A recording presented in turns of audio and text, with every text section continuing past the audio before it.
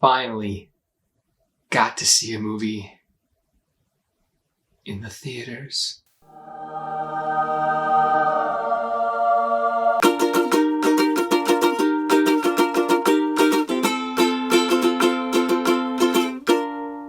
Hello everybody, welcome to Film Fireside. The newest film adaptation of Jane Austen's Emma dropped quite a ways back. There is a local theater here. They just have one movie screen within their theater, and which allows them to practice social distancing fairly easy because it's just that one theater. They only show 2 times a day, and they have been taking this opportunity since things have been kind of letting up around the country to play some movies. And so they did Jane Austen Week at their theater, one of the films being just this recent Emma. So I hadn't seen it.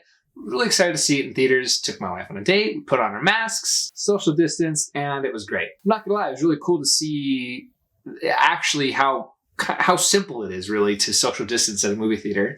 Now granted, it wasn't like a full house, but they had sections blocked off. So even if it was a little more busy, I trusted that they knew how many tickets they could sell till their capacity. And it's a really, obviously movie theaters, they're usually really spacious. This one in particular is very, very big, just since they just have that one movie screen. It's a really big theater, so there's plenty of room to sit. I wasn't even close to anybody the entire time. Just me and my wife sat in our little section of the movie theater, and we enjoyed the movie.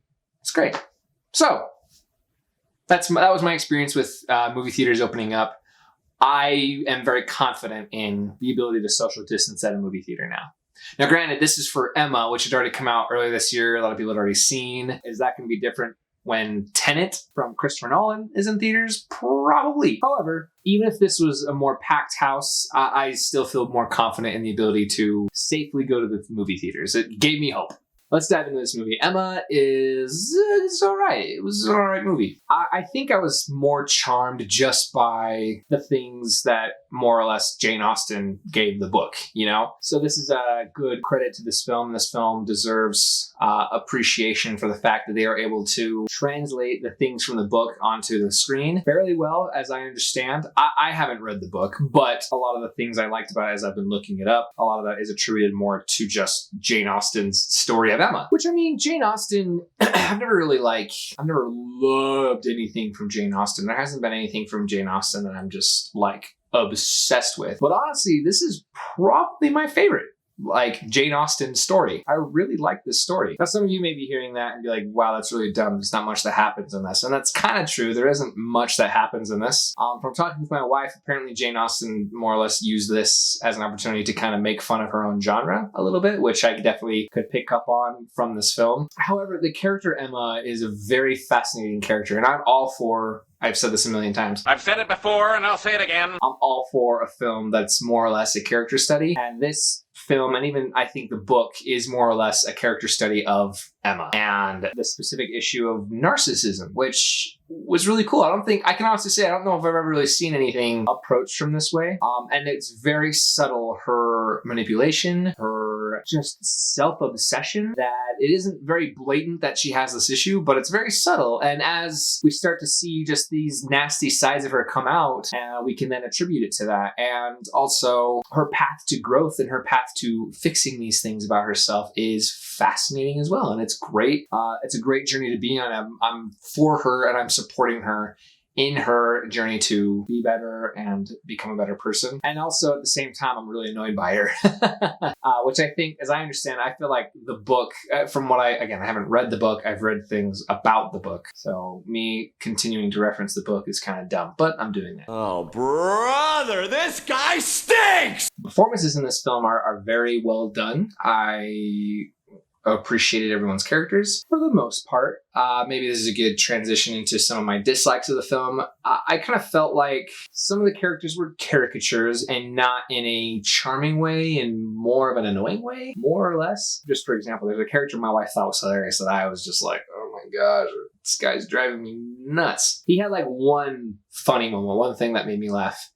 And the other times he was just kind of annoying, but my wife thought he was hilarious. I don't know if it's just I'm a grumpy male who hates all things good for women. Extra, extra, read all about it. It's probably that. That may just be a preference thing. To me, I was just kind of interpreting it like the actor was like, I know I'm supposed to be funny, so let me be funny. And I was just not buying it. I was just not really feeling it. Other characters as well. There is another character who has a weird voice sometimes. I think there are certain shots, maybe she hadn't made a character choice when they first started filming. And then after a while was like, you know what, that's not a good voice for this character, and realized maybe that wasn't helpful. Because there's sometimes just random times in this movie she goes back into this voice, this like weird type of accent. I can't even like do an impression of it, but like, I don't know, maybe you'll catch that. It's a little weird. The other problem I had with this movie, this film starts off really bland and just like, where are we going with this? What's happening? Why do I care? There's that. And there's also just kind of like random shots too, random things happening, a lot of filler space. This film was like, I want to say, I actually don't remember. Let me look that up real quick. This movie's about 2 hours. It felt a lot longer. And I honestly think a lot of the stuff from the beginning could have just like been trimmed down a little bit. There was just like random shots too. One thing that was really dumb is we saw him getting ready. The main male character of this film. We saw him getting ready. He's just butt naked, which most nudity in any film I hardly ever feel is justified. And this one especially was just like, he's butt naked. Because there's also another scene too where she's not like naked, but she like lifts up the back of her dress and you can see like the lower end of her buttocks. It's just like, what did that have to do with anything? What was this? How is this serving the story, you know? And there are other instances of nudity in other films that could be argued serve the story and are important and symbolic of stuff and yada, yada, yada, yada, yada. Most of the time, it never really feels, even with that, it never really feels all that justified to me. So, I don't know. It's just always weird to me. I just don't think it's that conducive or helpful. So this film, it kind of feels like it took a little bit to like find itself with just a lot of fluff, and then a little more like getting to the point.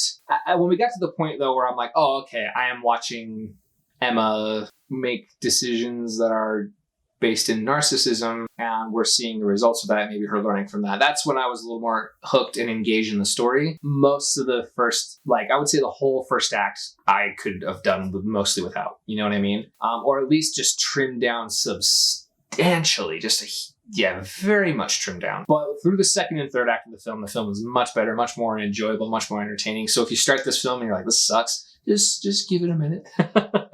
Just give it some time. It'll get better. My score of Emma, I'm going to give Emma a 7 out of 10. Wow! First act's rough, like I mentioned, but the other two acts really pull through for me. One thing I didn't mention before I gave my score, this film is just gorgeous. Many of the shots are very, very well thought out. The production design of the film is just fantastic. Costuming of course, costuming is gorgeous. I don't think I've ever seen a Jane Austen film where the costuming just wasn't immaculate, and it's no exception here. So those things of the film are really wonderful as well, and really a great part of the film. So go check out Emma if you haven't seen it yet. Have you seen Emma? Did you see Emma before the world shut down because of coronavirus? Let me know your thoughts on Emma. Did you like it? Did you dislike it? Seems like this film is a little mixed on being good or bad.